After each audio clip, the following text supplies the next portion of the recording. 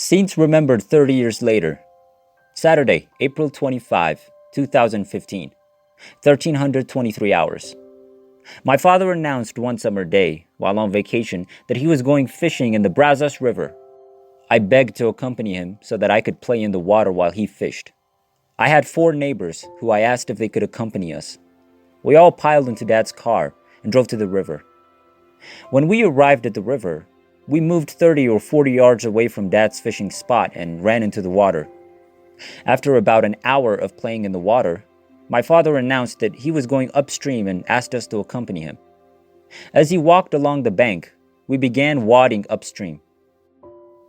Only one of the 5 boys, a friend of mine, and I didn't know how to swim. I was about 10 yards behind everyone else as we waded upstream. I stepped into a hole and fell through. It happened so fast that I didn't have time to take a breath before collapsing. I began fighting my way to the surface and swallowing water. When I broke through the surface, I started spitting out water but didn't get a breath of air before going back under. I struggled to the surface and began spitting water, but I went back under before getting a breath of air. This struggle was repeated several times and I was running out of air. I was also becoming exhausted from the struggle.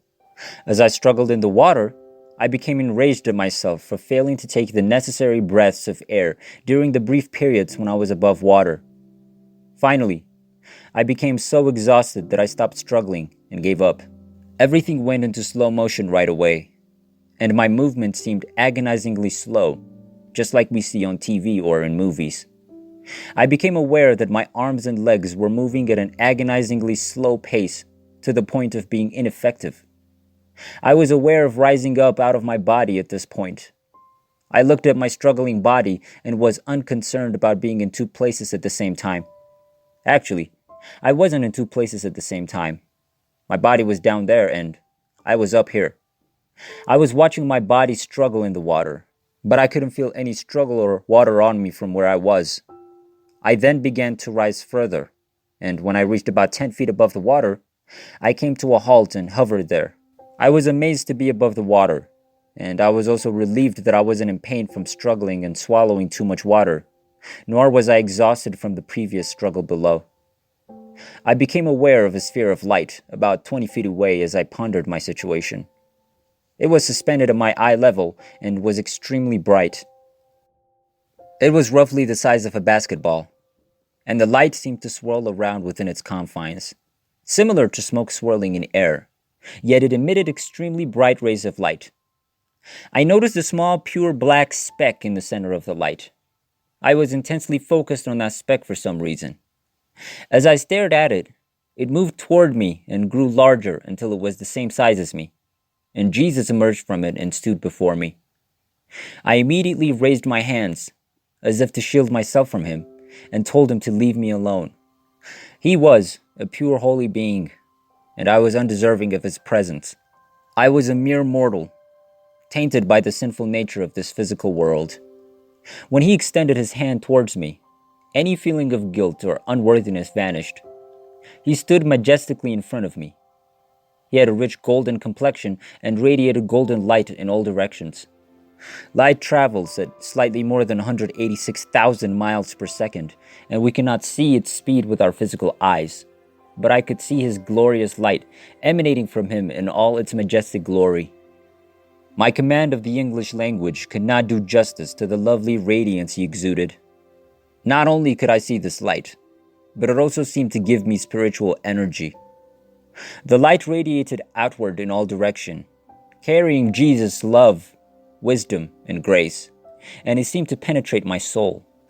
When I looked down at my body, it was as white as freshly fallen snow.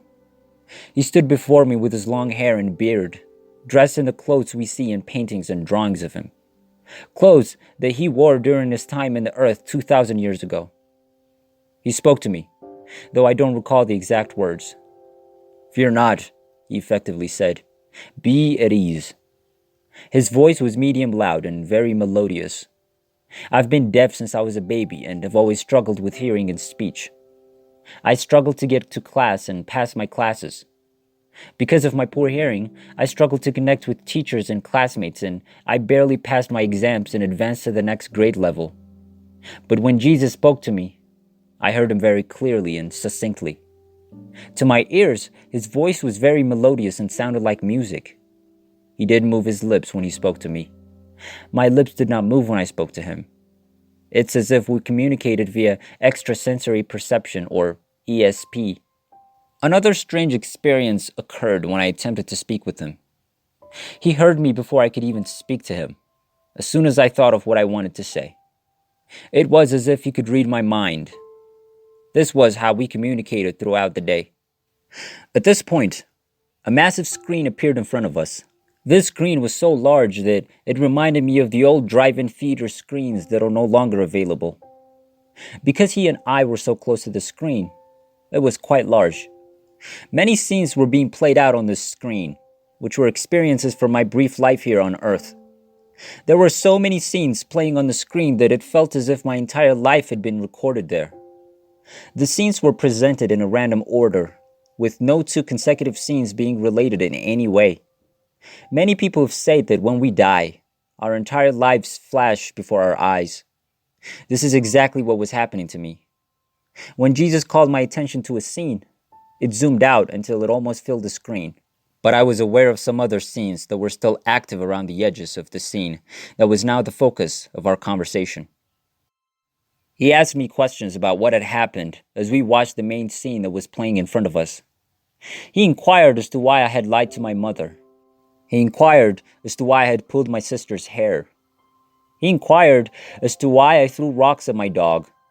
He inquired as to why I had yanked my neighbor's cat's tail. We watched a lot of scenes in which I lied to someone. I saw many scenes, including scenes in which I was bullying someone, scenes in which I was at fault for insulting someone, and scenes in which I had torn someone's clothes just for fun. Every time we went over a scene, he reminded me that I had done something seriously wrong, or that I had done something exceptionally good. As we talked about each scene, I had to respond to him and explain why I acted the way I did at the time. I was aware that I had done something very wrong in explaining my actions in all of the scenes.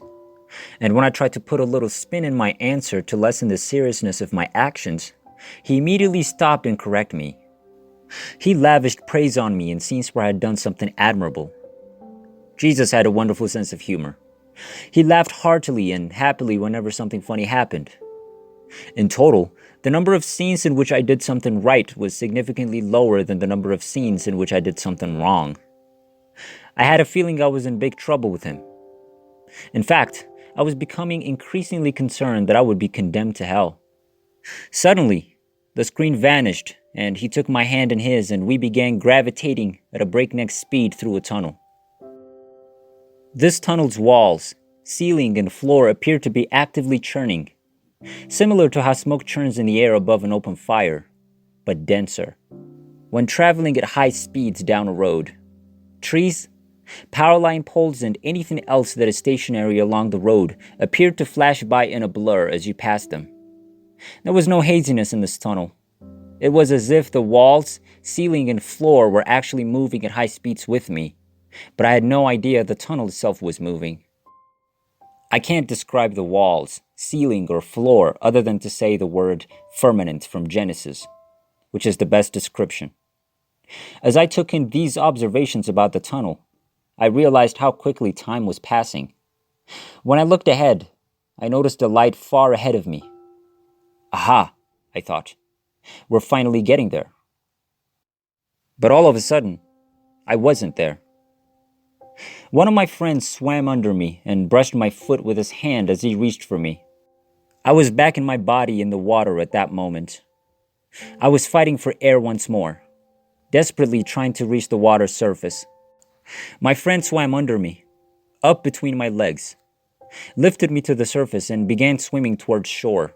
It was the sweetest tasting air I'd ever breathed as I gasped for breaths. As he swam a short distance with me on his back, I noticed that he was also struggling. I realized that if I kept weighing him down, I would drown him, so I slid one leg over him and slid off into the water. He came up gasping for air as soon as my feet touched the river bottom. We both struggled to the shore before collapsing on the bank. I started vomiting up the river water I had swallowed during the struggle. I'd swallowed so much water that my stomach was stretched to the breaking point, causing me to vomit repeatedly. I must have vomited water 15 times or more before starting to dry heave another 10 or 15 times. I was in excruciating pain all over my body. My muscles were dog-tired from the struggle, as was my stomach from the stretching caused by the excess water and the prolonged vomiting and heaving. I was sore for 2 weeks after that. My father decided we'd had enough for the day and drove us all home. I never remembered the scenes with Jesus or traveling through the tunnel as I reflected on the experience over the next few days and weeks. My entire life had flashed before my eyes, was all I could remember. About 30 years later, I was reading about someone who had a near-death experience in a newspaper article, and some of the scenes he described seemed to jog up my memory. After some thought, I realized that I'd been in such shock at the time that I had developed post-traumatic stress disorder and was unable to recall the events. It didn't come back to me until I searched my mind for weeks and months.